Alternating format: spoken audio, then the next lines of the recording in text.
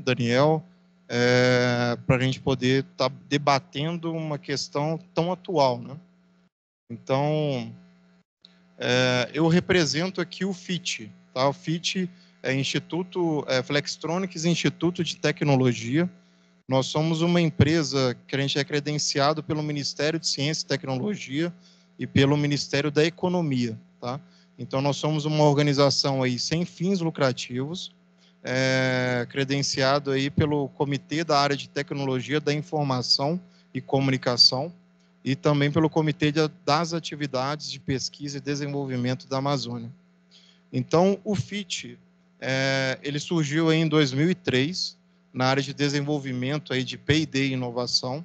Nós estamos localizados aí na cidade de Sorocaba, Jaguariúna e Manaus.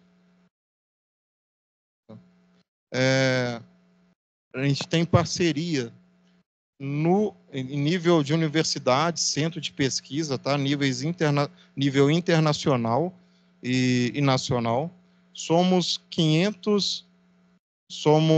mais de 550 colaboradores esses entre desenvolvedores, arquitetos, designers, especialista, pesquisador. Temos mais de 400 milhões em investimento no setor de P&D, isso só nos últimos 5 anos. E temos mais de 60 projetos aí de diferentes segmentos para clientes globais. Tá? Então, o que o FIT faz? Então, a gente faz solução tecnológica inovadora, tá, para cliente global, e a nossa ideia é acelerar desde a concepção do produto até a comercialização do mesmo. Tá? Então, a gente pratica aí melhores práticas globais, com projetos que gerem impacto, e a gente sabe que a gente está inserido num setor extremamente desafiador, então a gente busca sempre entregar ali soluções que estejam no estado da arte daquela tecnologia. Então, as nossas áreas de interesse. Envolvem a área de energia. Só um minuto.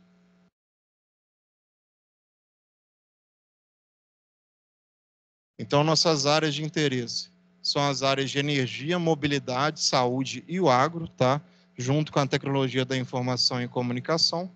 Nós temos alguns COIs de interesse. Na verdade, o FIT tem alguns centros de excelência, tá? Então, centro de excelência é onde você tem toda uma infraestrutura e pessoal capacitado para trabalhar em cima de algo. Então, nós temos o Centro de Excelência da Indústria 4.0, tá? No cenário de manufatura enxuta, automação, simulação e inteligência artificial. Também o COI de transformação digital, o COI de economia circular, energia solar, conectividade e desenvolvimento técnico. A minha presença aqui hoje, a minha palestra, está muito voltada para esse lado de desenvolvimento técnico, tá? Então, eu faço parte de um projeto que chama Oasis, no Instituto, e nesse projeto a gente busca capacitar, treinar, acelerar empresas, tá? Dentro do segmento tecnológico. E aí eu queria falar um pouco mais desse COI. Tá? Então, esse COI, o nosso objetivo é que a capacitação em tecnologia. Tá? Então, a gente escolheu algumas formas de entregar isso. Então, a gente faz isso a partir dessas capacitações, que são cursos cursos gratuitos, tá? Totalmente remotos. Temos cursos também semipresenciais, cursos presenciais, tá? Dentro das 4 áreas. Então, nós temos curso de IA e IoT dentro do agro, dentro de saúde, mobilidade e energia, tá? Geração de conteúdo. Então, geralmente, a gente grava alguns podcasts, tá? Gera alguns artigos, alguns tutoriais dentro desse cenário.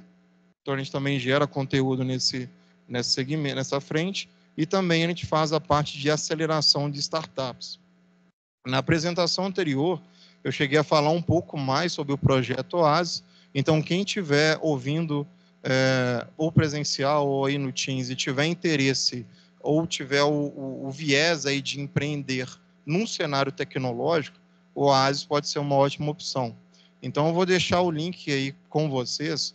Esse link somosfit.org, o QR Code está aí na tela. Você vai ter todo o acesso aos nossos conteúdos, tá? Então, a gente tem conteúdo hoje no YouTube, tá? Na própria plataforma do FIT, no LinkedIn, obviamente, no Instagram. Então, você vai ter acesso, através desse QR Code, a todo o nosso material, beleza? E esse QR Code, ele te leva diretamente para os nossos treinamentos. Então, quem tiver interesse, pode estar acessando.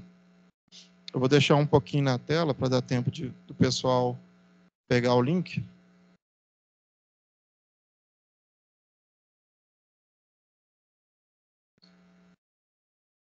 Pessoal, vou me apresentar mais formalmente. Sou pesquisador de inteligência artificial e a parte da robótica lá no Instituto, tá? Atualmente eu sou doutorando em ciências da computação pela Unicamp, porém minha formação envolveu a área de engenharia de controle e automação. Fiz mestrado na área de engenharia elétrica, com viés na área de inteligência artificial e, obviamente, agora doutorando em ciências da computação. Minha área de estudo e atuação envolve a área de sistema embarcado, a área da robótica, inteligência artificial, aprendizado de máquina, sistema distribuído, automação, controle e, obviamente, a parte acadêmica. A minha pesquisa hoje envolve na área de aprendizado de máquina distribuído. Mestrado, eu fiz um projeto de sistemas autônomos, né? Foi um veículo aéreo autônomo, e na graduação, um sistema de prototipagem para acionamento remoto multiplataforma. Pessoal que está presente, pessoal que está aí no Teams, eu queria saber quem hoje poderia definir para mim o que é inteligência artificial. Alguém se arrisca? Como que vocês poderiam definir o que seria inteligência artificial? Nem um chute? Eu gosto de uma definição que a gente tem, em N definições possíveis. Uma delas fala que um sistema inteligente é aquele sistema, uma ação que, quando executada por pessoas, aquela ação possa ser considerada inteligente. Tá? E baseado nessa definição, hoje fala-se muito do IA, será que o IA vai substituir as profissões? O que o IA hoje consegue fazer, o que ele não consegue fazer? Quais são as minhas preocupações baseadas com essa tecnologia que está surgindo? Então, o meu objetivo aqui é falar, nesse momento, sobre o que a inteligência artificial já faz. Então, o que a inteligência artificial já faz? Ela trabalha na área de detecção e reconhecimento automático. Então, eu trouxe essa imagem que mostra aqui um centro urbano, né? E nesse centro urbano você tem aqui alguns objetos, alguns veículos, você tem aqui algum impedimento, né? Você observa que a gente tem uma barreira aqui, provavelmente uma boca de lobo aberta ali, e com o sistema de IA, ele pode detectar esses eventos, né?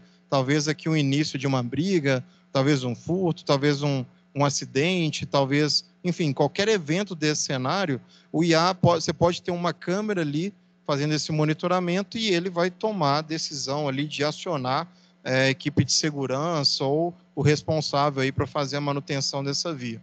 Então, sempre que a gente fala de detecção e reconhecimento automático, a inteligência artificial já vem trabalhando há bastante tempo, entregando solução para isso. Outro cenário é a parte de análise de dado. Então, quando a gente fala análise de dado, eu trouxe um cenário, por exemplo, avaliação de crédito. Tá? No cenário de avaliação de crédito, você tem N fatores que que a instituição vai levar em consideração para definir se vai liberar aquilo ou não, né? aquele valor ou não. Então, hoje, a inteligência artificial também faz, com bastante robustez, a parte de análise de dado. Tá? Outro cenário que a IA também faz é a parte de segmentação automática.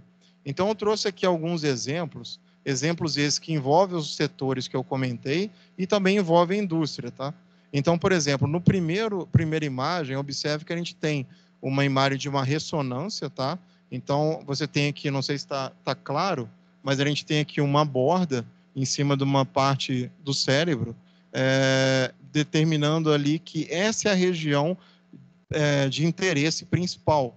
Tá? Então, todas as informações fora dessa região que está presente ali as bordas, seriam dados que poderiam ser desconsiderados, por exemplo, a um treinamento de IA. Então, essa parte de segmentação no cenário de saúde, em outros cenários, é bastante importante. Por exemplo, no agro. Aqui no agro, você pode utilizar essa segmentação de imagem para determinar, por exemplo, a presença de plantas daninhas naquele cultivo.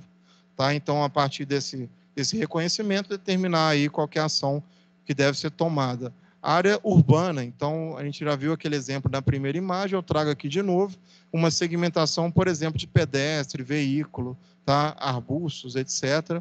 Então, também pode ser utilizado aqui. Setor de energia, a gente tem aqui um exemplo de um painel fotovoltaico e a gente sabe que a eficiência desse sistema depende da limpeza e da qualidade desse painel. Então, identificar ali se tem sujeira, se tem algum dano nessa placa, ele também pode ser feito a partir de um reconhecimento. E uma placa de prototipada aqui, você pode utilizar, por exemplo, a visão computacional para determinar se os componentes ali daquela placa estão alocados da forma correta, tá? Ou se tem alguma falha de ilha, trilha, etc, etc. Então, isso também a IA já faz com bastante robustez. Outra questão que a IA também faz com destreza seria a parte de criação de arte. Até pouco tempo, eu só trazia essa imagem que está aqui atrás. Recentemente, existiu um boom nesse cenário de estruturas generativas, né? Explicando cada parte dessa, esse primeiro quadro aqui, isso aqui é um quadro, Noite Estrelada, tá? De Van Gogh, e esse aqui é um outro quadro que chama O Grito. Então, o que eu estou querendo dizer é o seguinte: caso você queira pegar uma imagem qualquer, eu quero tirar uma foto minha e colocar essa foto nos traços de Van Gogh, tá? Como se o Van Gogh tivesse feito uma pintura minha, eu consigo. Eu consigo também pegar uma foto de um ambiente que eu queira e pegar nos traços desse artista aqui que fez esse quadro do Grito, tá? Então, isso já é algo que é conversado, é visto há bastante tempo, mas aqui não. Aqui é algo recente e bastante interessante. Tem umas empresas, por exemplo, Pika, tá? O Sora, do OpenAI, o Runway, tá? Gemini, eles acabam trazendo algumas soluções interessantes.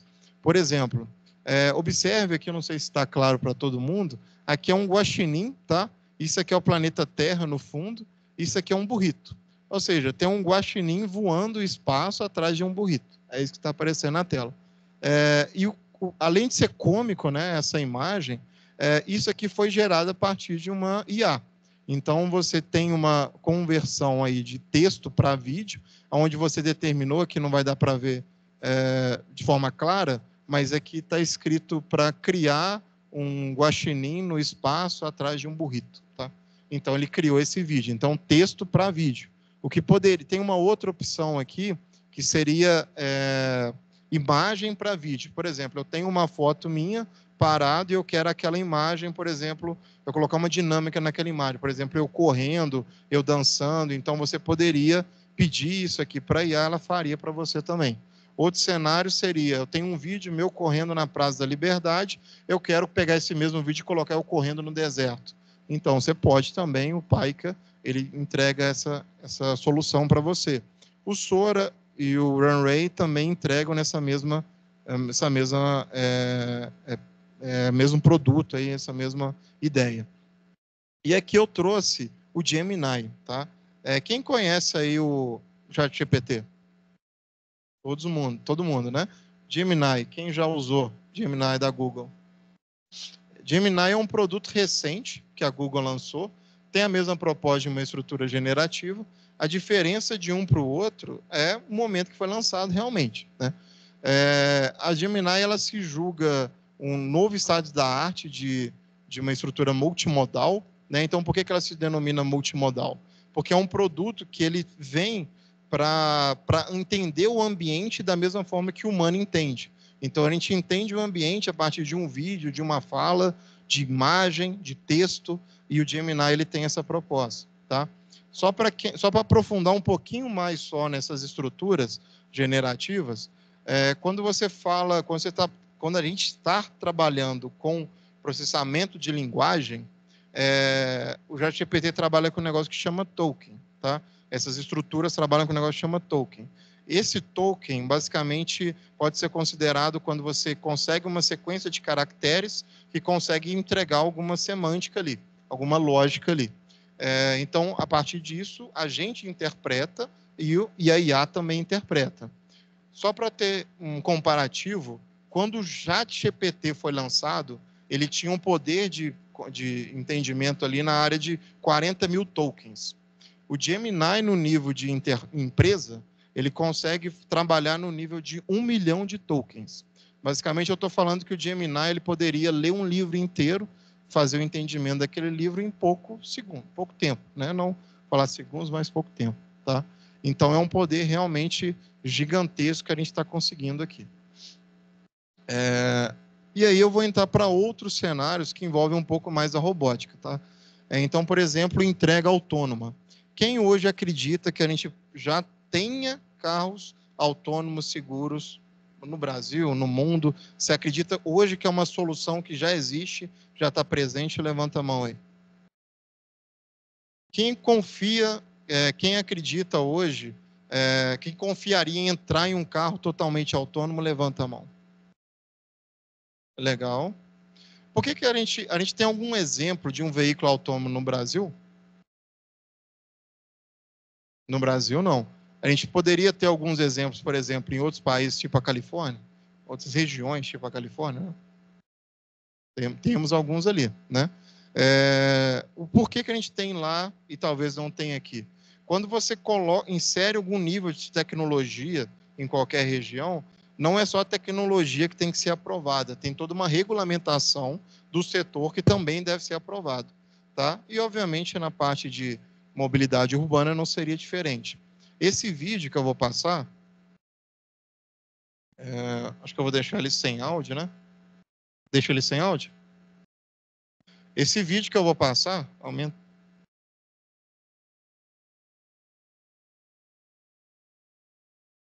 Bom, vou deixar sem áudio, não tem problema. Esse vídeo que eu vou passar, ele mostra aqui alguns exemplos da robótica sendo utilizada nesse cenário aqui de entrega, tá? Então, por exemplo, é como se você fizesse um pedido ali no iFood ou no seu aplicativo de preferência, ou você comprou algo ali na Amazon, aí vai ali o dono da empresa, né, quem está te fornecendo aquele produto, ele faz a solicitação do dispositivo, coloca o produto lá no carrinho e aquele carrinho leva para você até a porta da sua casa. Tá? Chegando na porta da sua casa, você recebe uma notificação e você desce lá e faz a coleta daquele produto. Tá? Então, esse cenário de utilizar sistemas autônomos de entrega é um cenário onde que a gente já tem bastante presença em outros países, tá? Em outras regiões. E aí no Brasil é algo que pode acontecer. Recentemente e obviamente não é só nesse tipo de veículo, a gente também tem drones autônomos fazendo entregas, tá? Então é algo presente. Aí envolve uma questão regulatória para que isso comece a aparecer no nosso dia a dia. Outro cenário, eu trouxe aqui uma robótica dançando, mas obviamente meu objetivo aqui não é falar da robótica dançando. O objetivo meu aqui é que vocês entendam a complexidade que é para a gente fazer isso aqui acontecer, em qual impacto que a gente pode fazer isso, qual a evolução tecnológica que a gente consegue a partir de um sistema como esse, tá? Vocês conhecem, vocês já viram esse vídeo? Esse é um robô da Boston Dynamics, né? Esse aqui é um quadrúpede também da Boston Dynamics, o Spot, né? Vocês já viram esse robô por aí? Já viram? Não? Esse robô ele ficou muito famoso, que realmente ele consegue... Esse aqui é apenas um vídeo, tem diversos outros, se buscar ali na internet, dele fazendo outras ações, tá? Ações essas como pular obstáculo, fazer cambalhota, tá? Isso aqui é o handle deles. Esse handle ele entrou no meio do caminho aí, mas ele é importante, por exemplo, para carregar caixas num ambiente de expedição, por exemplo. Tá? Então ele te auxiliaria o profissional nisso. Tá? Então, isso é um cenário. Hoje, a questão da robótica com IA, ela está bastante avançada. Por exemplo, o quadrúpede, que é esse amarelinho, que é o Spot, ele pode ser utilizado, por exemplo, para entrar em regiões insalubres. Tá? entrar em usinas, entrar em ambientes desconhecidos, desarmar bomba. Tem alguns vídeos que mostram o spot desarmando bomba. Talvez não um spot, mas um outro quadrúpede desarmando. Acho que não era nem um spot. E existem interesses, tá? Existem interesses, inclusive, se eu não me engano, hoje a Tesla vem investindo bastante no humanoide, num cenário de domótica, né? Domótica, ou seja, num cenário onde que vai utilizar a robótica naqueles pequenos cuidados do lar, limpeza, cozinhar, fazer o almoço, etc, etc. Então tem bastante aplicação para esse cenário. Outro cenário que eu estou trazendo é a questão da robótica jogando futebol, é robô jogando bola. Aí vocês podem me perguntar, pô, mas para que eu vou criar um robô para jogar bola, né? A tecnologia, em todos os momentos dela, ele precisa ter uma inspiração, tá? Tem que ter um desafio. Há pouco tempo atrás, quando a IA estava sendo desenvolvida, o desafio era fazer a inteligência artificial vencer o melhor jogador de xadrez da época, tá? Então, a primeira tentativa falhou, a segunda tentativa ele conseguiu. E aí mudou o desafio. O desafio agora é que a gente consiga criar uma estrutura robótica, tá? Que consiga respeitar as regras da FIFA e consiga vencer o melhor time de futebol que a gente tem dos humanos, tá? Então, se a gente considerasse que o melhor time é o que ganha a Copa do Mundo, seria esse time que os robôs deveriam ganhar.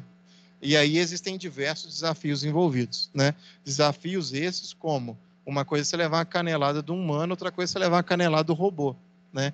Então, uma coisa é você criar uma estratégia entre os humanos, outra coisa é você gerar essa dinâmica através da robótica, tá? Então, qualquer evento de robótica que vocês explorarem atualmente, sempre vai ter esse campeonato, tá? Justamente porque é o desafio que a gente tem hoje.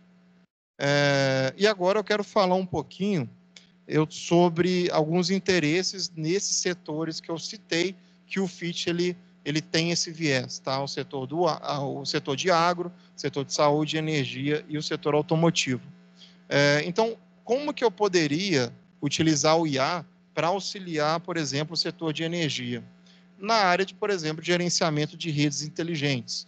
Então, a gente poderia pensar num cenário onde a gente consegue otimizar operações de rede e integrar fontes de energia renovável. Isso é um cenário. Outro cenário de energia que a gente poderia atuar seria na manutenção preditiva. Então, analisar os dados que a gente tem ali no sistema e conseguir programar, por exemplo, uma manutenção. Outro cenário, otimização de produtos de energia, tá? Gerenciamento de resposta à demanda, detecção de ameaça à segurança cibernética. Então, isso é um outro ponto, né? Se hoje a gente está num mundo onde que tudo virou dado, e se tudo eu estou colocando num cenário acessível, que a própria tecnologia de IoT entrega, então, se eu estou deixando tudo acessível, eu tenho que preocupar com a segurança. E o IA ela pode auxiliar nisso aí. Então, exploração de óleo e gás, previsão de energia renovável, otimização de eficiência energética, análise de medidores, entre outros. Tá? No cenário automotivo, veículos autônomos é um primeiro cenário. Segundo cenário, por exemplo, seriam alguns sistemas avançados que geram assistência para o motorista. Por exemplo, controle de cruzeiro adaptativo, frenagem automática, entre alguns outros. Tá?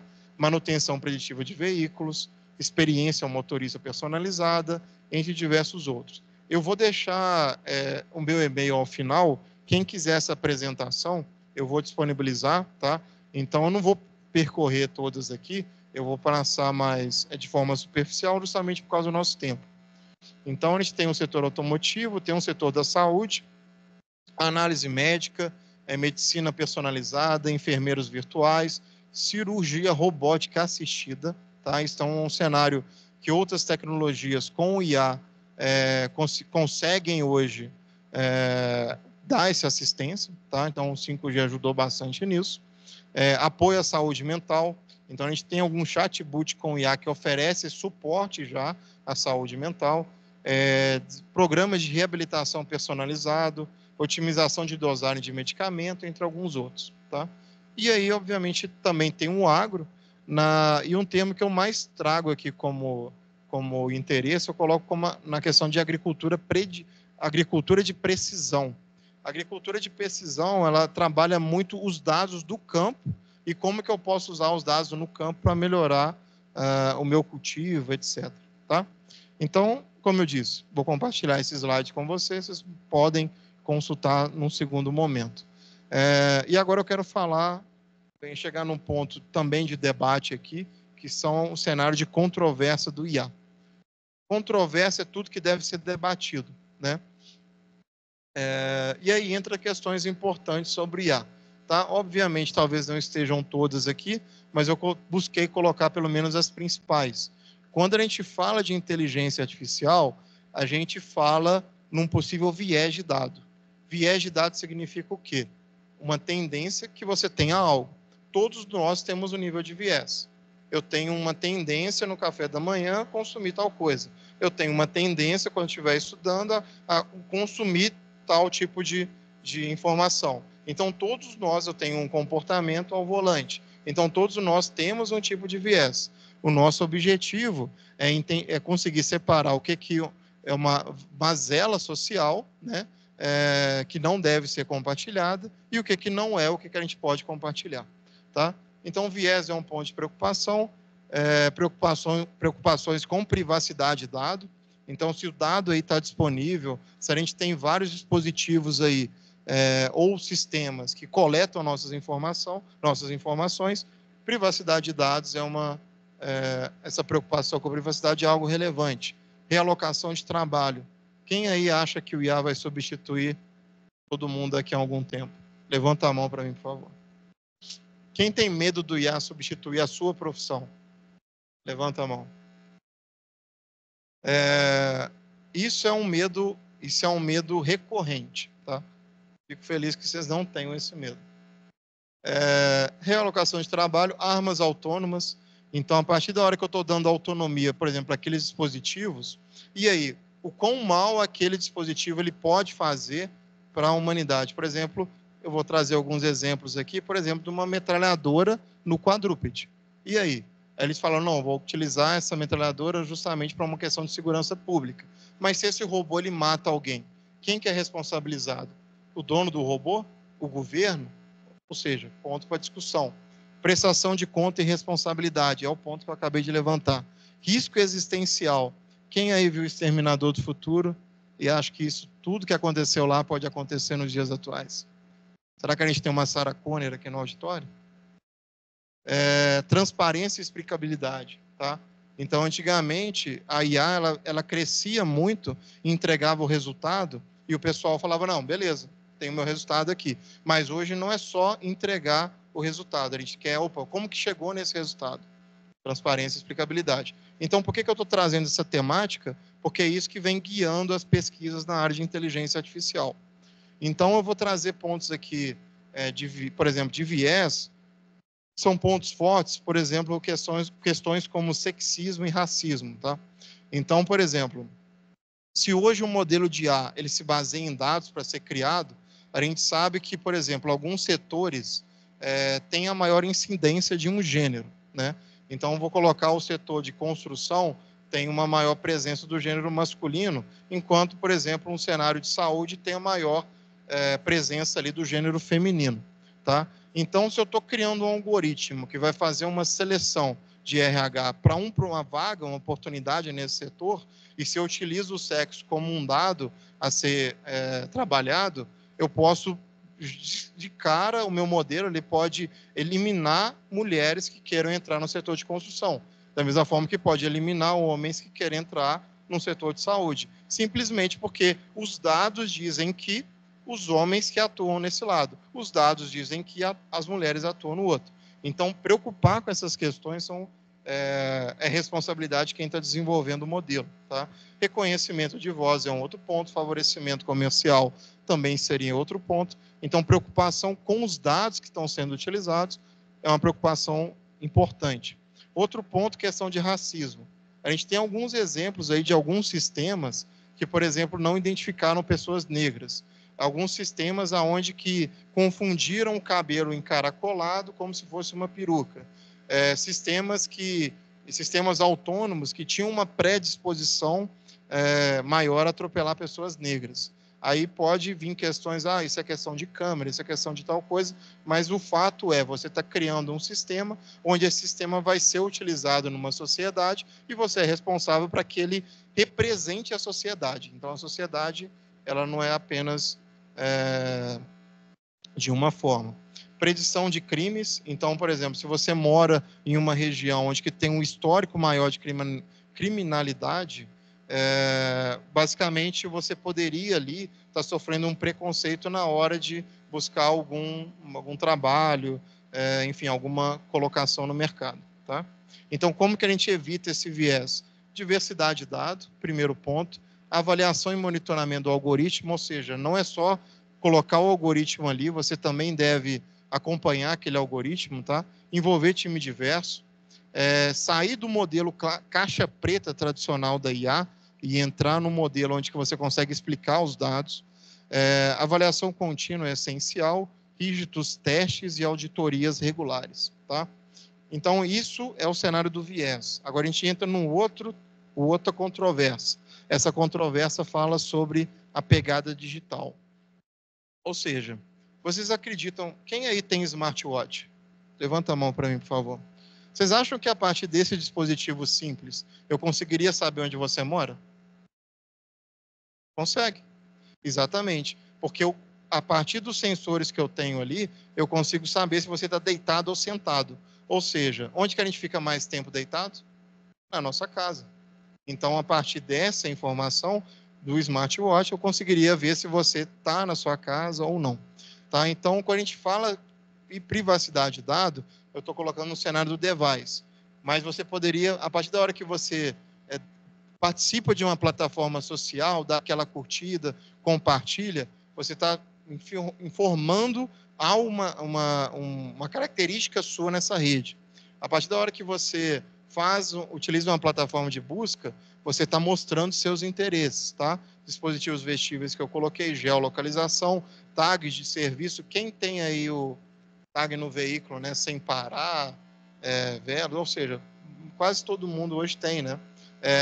Com isso, eu consigo saber onde você está indo, qual é a região que a pessoa mais frequenta. Ou seja, preocupar como que esses dados estão sendo utilizados é algo que a gente deve fazer. Então, preocupações, coleta de dados, como eles estão sendo usados, tá? Quem conhece o LGPD? Sabe o que é LGPD? Lei Geral de Proteção de Dados. O que está escrito lá? Está escrito quanto que a empresa para que a empresa vai usar seus dados, por quanto tempo ela pode utilizar, tá? Se ela vai utilizar para outra coisa, ela tem que te explicar também. Então, a LGPD está ali para isso. Ataque cibernético é uma outra preocupação. Propósitos não éticos, tá? O uso de dados sem consentimento do usuário. Então, essas são as preocupações quando a gente fala dessa pegada digital que a gente deixa. Outro cenário, realocação de trabalho. Eu vi aqui que o pessoal não está bem tranquilo contra isso, né? Mas isso não é comum. Geralmente o pessoal fica numa ideia que, opa, IA veio para me substituir. E, obviamente, a gente está passando por uma revolução. Quem lembra aí da função de manutenção? Pessoal que faz manutenção em máquina de datilografia. Vocês sabiam que existia essa profissão? Há pouco tempo não, né? Há bastante tempo existia. E, obviamente, ela acabou. E tem diversas outras que existem e acabam, e surgem novas. Então, hoje também, a gente está passando por uma revolução. E aí, quais que são as áreas que eu acredito que devem surgir um alerta? São áreas onde que você tem alta repetitividade, tá? Baixa criatividade e rara interação social. Então, eu vou trazer aqui alguns exemplos, tá? Por exemplo, eu tenho aqui soldado, atendimento ao consumidor, vendedor remoto, entregador, taxista, a parte de contas, né, por exemplo, contador. Hoje, essas atividades, por serem muito repetitivas, você tem alguns sistemas de inteligência artificial que já poderiam fazer essa substituição. E quais são as profissões onde que eu sinto que é mais difícil? São justamente trabalhos que têm uma criatividade como seu diferencial. Quais seriam esses trabalhos? Escritor, gerente de RH, designer, planner, software engineer, né, gerente de pessoas. Então, essas profissões, e observem, eu coloquei ali no grupo de baixo, eu coloquei um alerta, por quê? E eu falava isso, essa apresentação tem 6 meses. E quando eu passava por aqui, eu falava, pessoal, hoje eu estou falando isso. Talvez daqui a 5 anos eu estou falando outra coisa. Em menos de 5 anos, em 6 meses, eu já estou colocando alerta nesses pontos aqui. E o porquê que eu estou fazendo isso? Justamente por causa das tecnologias que a gente está tendo hoje. As estruturas generativas, elas estão surgindo, tá? Então, isso é um alerta, tá? Então, obviamente, a gente tem que pensar formas de abrandar os efeitos dessa tecnologia, e uma das formas que são discutidas atualmente são essas, tá? Por exemplo, retreinamento daquele profissional. A IA, em nenhum momento, ela chega para substituir o humano. O objetivo é, inclusive, quem utiliza algum serviço em nuvem, acho que a Google deixa isso muito claro, mas todas têm essa ferramenta também, ele coloca o humano ali para validar o que a IA está te entregando, tá? Então, esse retreinamento, por exemplo, poderia ser um profissional ali que vai auditar ali a solução que a inteligência artificial está te entregando. Outro ponto seria aconselhamento de carreira. Então, como eu disse, tem profissões que acabam, profissões que começam. Aconselhamento de carreira. Renda básica universal é também algo discutido. Ou seja, pessoal que perdeu a sua locação, pelo menos ter uma renda básica para ter uma vida minimamente digna, né? Flexibilidade de trabalho é um outro fator que consegue, de certa forma, abrandar esses efeitos do IA, justamente porque ali você consegue se capacitar, você vai ter mais tempo livre, então, consequentemente, você poderia, essa flexibilidade auxiliar, te ajudaria nesse momento de realocação. E colaboração entre indústria e governo, tá? Então, esses são alguns pontos importantes. Outro cenário controverso é a questão de arma autônoma. E, obviamente, tudo que eu estou mostrando aqui, como eu disse, são coisas que são debatidas, são coisas que devem ser questionadas, são coisas que têm que envolver tanto pesquisa, indústria, governo, todo mundo, pessoal da segurança pública, justamente porque são temas emblemáticos. Armas autônomas é uma que tem bastante destaque para mim, inclusive. Por quê? Observe aqui no canto, e é esse aqui que eu fiquei mais assustado, é que é um drone, tá? Tem aqui um pontinho aqui, isso é um drone. Esse drone chama Headshot.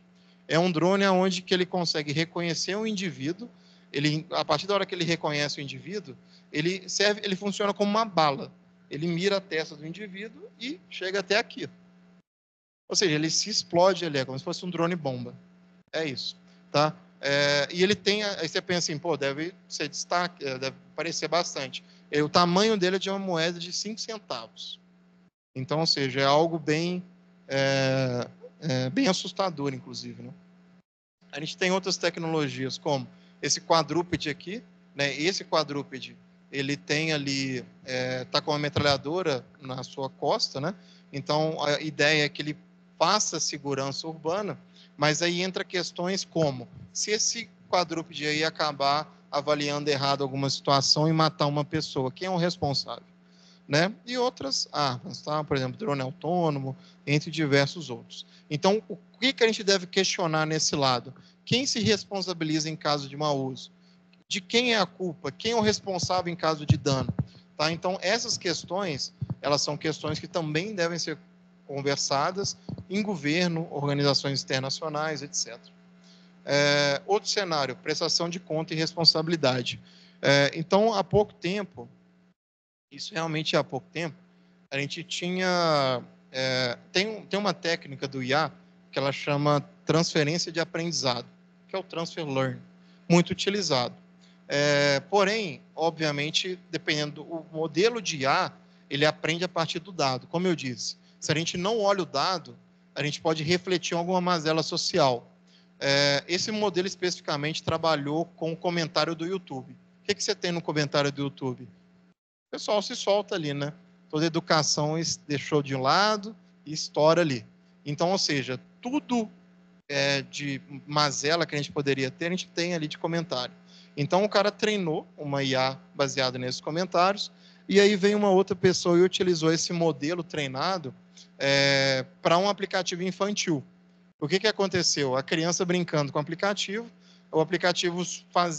fazia sugestões, por exemplo, você parece cansada, vamos sair para beber uma cerveja, ou vamos fazer tal coisa. Ou seja, se você não tem a preocupação dos dados que você está utilizando, tá? Você coloca, por exemplo, uma criança em um cenário insalubre para ela. Outra questão que a gente trabalha muito, principalmente lá na Unicamp, a gente tem uma equipe dedicada a isso, justamente para conteúdos pornográficos, internet, coisas que podem ser, enfim, insalubres aí para um determinado público, tá? Então, prestação de conta e responsabilidade. Como que eu faço para garantir formas éticas do uso da IA, tá? Então, são questões que também devem ser debatidas. Então, como que a gente garante isso? Regulamentação é o primeiro ponto, tá? Transparência e explicabilidade de algoritmo, segurança do dado, viés, tá? Padrões éticos. Então, a partir disso, a gente pode garantir, talvez, uma prestação de conta e saber quem responsabilizar. Risco existencial. Aí entra mais para o pessoal mais antigo que viu Exterminador do Futuro e acha que o mundo vai acabar, a IA vai se rebelar contra nós, falar assim, esse humano está fazendo tudo errado, vão eliminar geral, né? Bom, esse ainda é uma preocupação, tá? Então, isso é algo que é, sim, conversado, tá? Então, o autodesenvolvimento descontrolado da IA. Então, obviamente, hoje, você pode utilizar um modelo para treinar um outro modelo, ou a se aperfeiçoar com outro modelo. E é por isso que entra questões éticas como desenvolvimento descontrolado. Imagina o que é o desalinhamento, por exemplo, da IA com a humanidade. A IA pensar, opa, o humano é um risco. Né? Um quadrúpede como aquele falar, não, todo humano está fazendo muita algazarra por aí, eu vou eliminar todo mundo. Então, ou seja, isso são questões que são, sim, debatidas. Como que eu consigo controlar isso, tá? Transparência e explicabilidade. Há pouco tempo, aquelas artes que eu mostrei, a gente via resultado, por exemplo, eu conseguia passar a minha foto e ter o resultado da forma que eu queria da minha imagem, porém, eu não conseguia saber como que a IA chegou nessa conclusão. Não era claro isso. E hoje a gente trabalha com um conceito de modelos mais claros, tá? Uma seleção uma transparência dos modelos, conseguir identificar como que a IA chegou naquela conclusão. Então, transparência e explicabilidade é uma questão importante também nesse cenário. E existem outros problemas que chegam a ser até cômicos, né? Tem um problema aqui, por exemplo, quais são os direitos dos robôs? Eles serão considerados criaturas conscientes ou apenas ferramentas? Então, mas, eu vou debater isso? É lógico que robô é uma ferramenta. Mas, se você tem hoje, nesse cenário, por exemplo, quando você pesquisa inteligência artificial num nível puramente humano, a gente entra numa área que chama de arquitetura cognitiva, que representaria o que é humano num todo, tá? Numa palestra que eu participei uma vez, houve um debate de uma palestrante que estava mostrando o humanoide que ela desenvolveu, e aí eu fiz um questionamento para ela, perguntando exatamente como que eu consigo fazer, porque eu estava trabalhando na parte de mobile, aí eu falei assim, como que eu consigo ter um modelo tão robusto quanto o seu para colocar num sistema mobile? Aí ela simplesmente falou, se você não tiver um humanoide, você não consegue, tá? E para mim fez todo sentido, realmente. O modelo ele está enviesado, obviamente, não só pelo o próprio algoritmo, mas também pela estrutura que ele tem.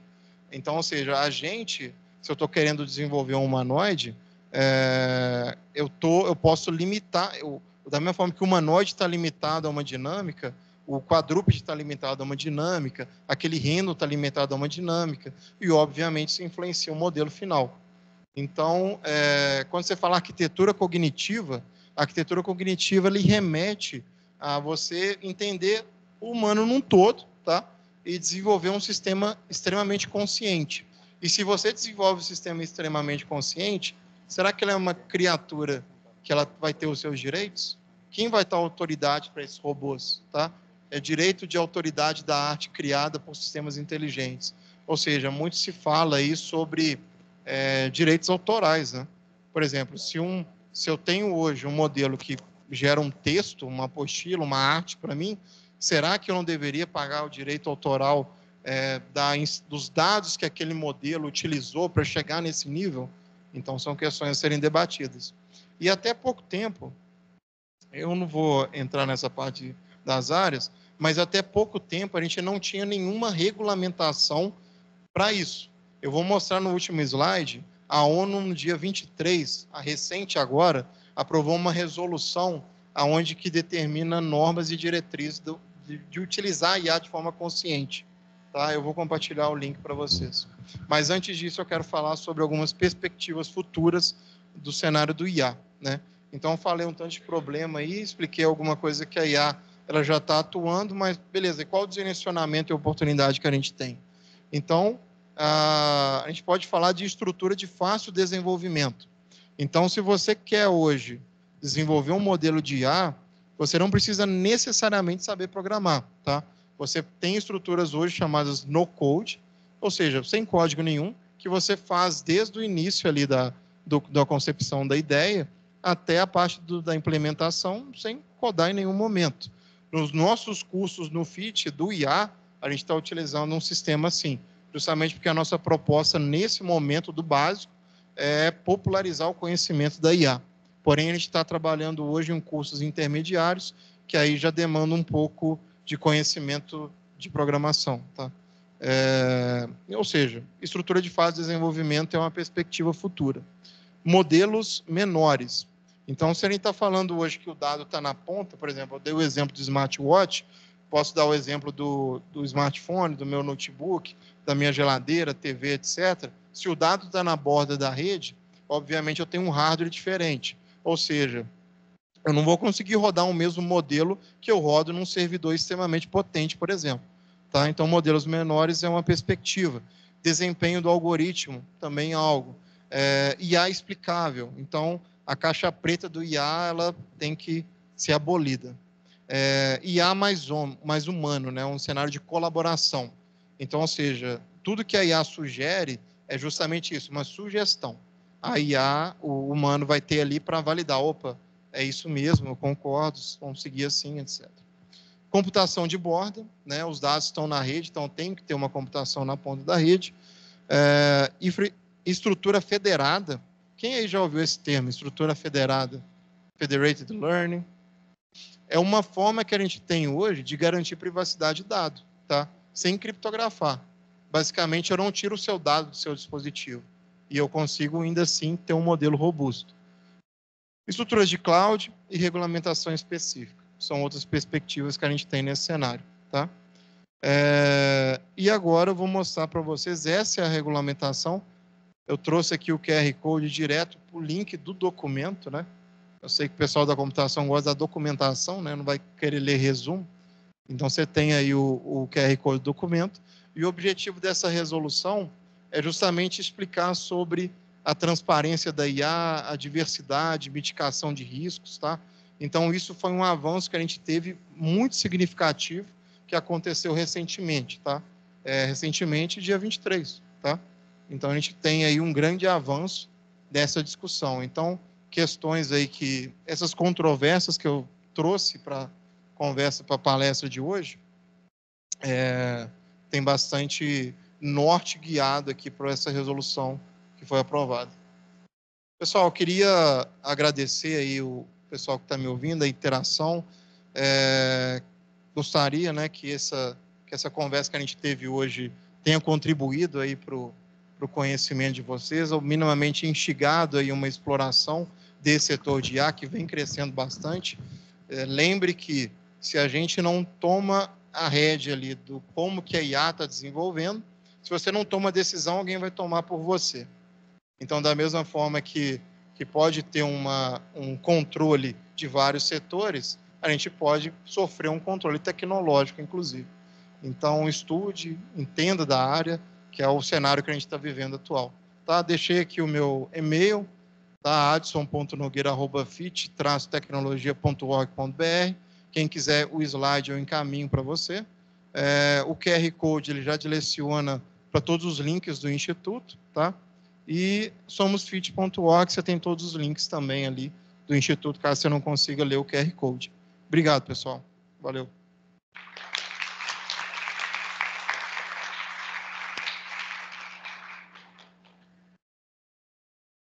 Muito obrigado aí pela palestra, Adson. Eu estou acompanhando aqui também no Teams, né? E aí estamos abertos a perguntas, tá? Então pode perguntar aqui pelo Teams também. E aqui da plateia, se alguém quiser perguntar, né? Estamos aqui à disposição, por favor. Só comentando, né, enquanto você estava falando, a gente teve uma discussão aqui no Teams, né, que estava falando sobre o chat GPT que vendeu o carro de $80 mil por $1 para atender um cliente, né, alguns casos engraçados aí da IA, né, e aí eu estava comentando aqui da Amazon Fresh, né, que foi uma notícia recente agora, que a análise, né, da compra lá não era feita necessariamente pela IA, tinham 1.000 indianos que faziam análise das compras dentro da loja, né? Aí eu até compartilhei aqui, né? Eu falei, não, isso é engraçado demais, né? Ou triste, né? Sei qual é o viés, né? Que leva a isso. Dúvidas, gente? Perguntas?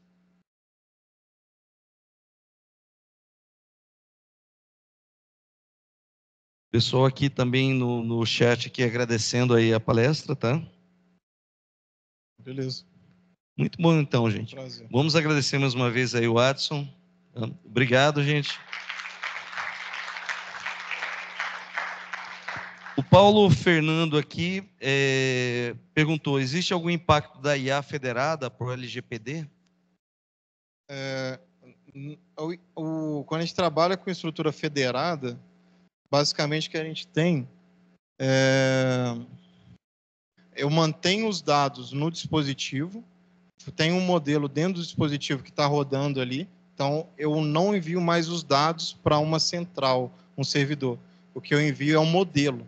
Então eu envio um modelo para esse servidor faz uma agregação, e essa agregação ela volta para o dispositivo da borda, que faz uma outra agregação.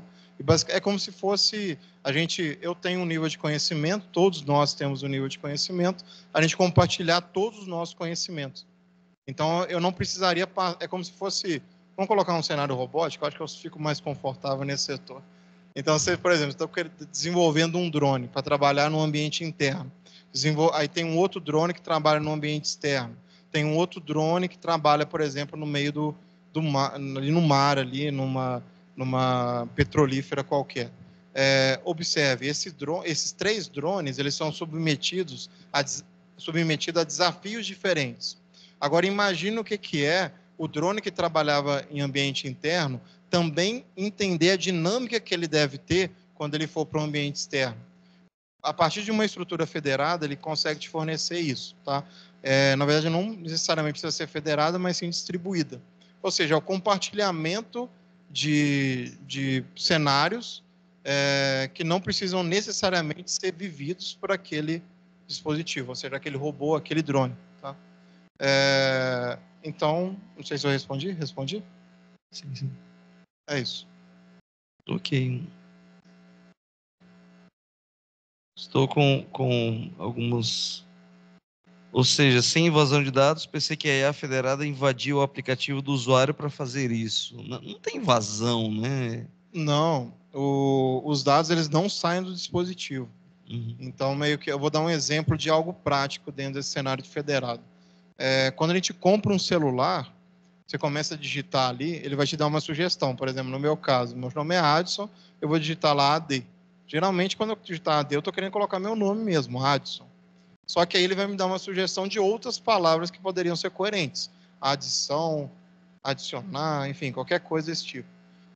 Por quê? Porque na maioria das vezes, no cenário global, quem coloca AD coloca isso. Porém, com minha utilização desse dispositivo, ele vai customizando para mim. Ou seja, basicamente é um cenário onde que você tem que eu tenho meu modelo no meu dispositivo, que ele vai já me entregar um nível de inteligência. Esse modelo, tá? Não é o dado, é o modelo. Esse modelo ele é enviado aí para um servidor, pode ser onde você está hospedando aí o seu modelo, onde você tem um poder computacional maior. Lá nesse setor, você faz um negócio que chama agregação, que é pegar todos esses modelos e transformar em um, gerando um modelo global. Esse modelo global volta para todos os dispositivos e faz uma nova agregação. É isso que faz, ou seja, os dados eles nunca estão sendo trafegados nessa infraestrutura. Os dados eles são mantidos no dispositivo. Quando você compra o dispositivo e você utiliza, por exemplo, o dispositivo em si, tem uns termos que você fala que aceita, não é? Então pronto, você aceitou que ele utilizasse seus dados e rodasse o modelo dentro do seu dispositivo. Então, ele nunca estaria fazendo uma invasão dos seus dados privados. Mas ele utiliza os seus dados privados, obviamente. Mas seria equivalente àquele problema, né, da empresa usar o chat GPT, por exemplo, para fazer uma pesquisa para melhorar um produto interno, né, um produto secreto ainda, mas a partir do momento que você trabalha com aquilo ali, você está colaborando com a IA e aquela informação ela pode ficar disponível para uma outra pessoa, para uma outra empresa, né? Exatamente. É isso aí. Você está aceitando o compartilhamento de dados. Aqui, uma pergunta do Gilson. Quais os perigos de usar indiscriminadamente IAs treinadas com dados de baixa qualidade? Justamente, como eu coloquei, mazela social, né? Então, ou uma representatividade errada do cenário que você está inserido. Então, a gente poderia colocar alguns exemplos aqui. Por exemplo, se você está querendo classificar objetos quaisquer.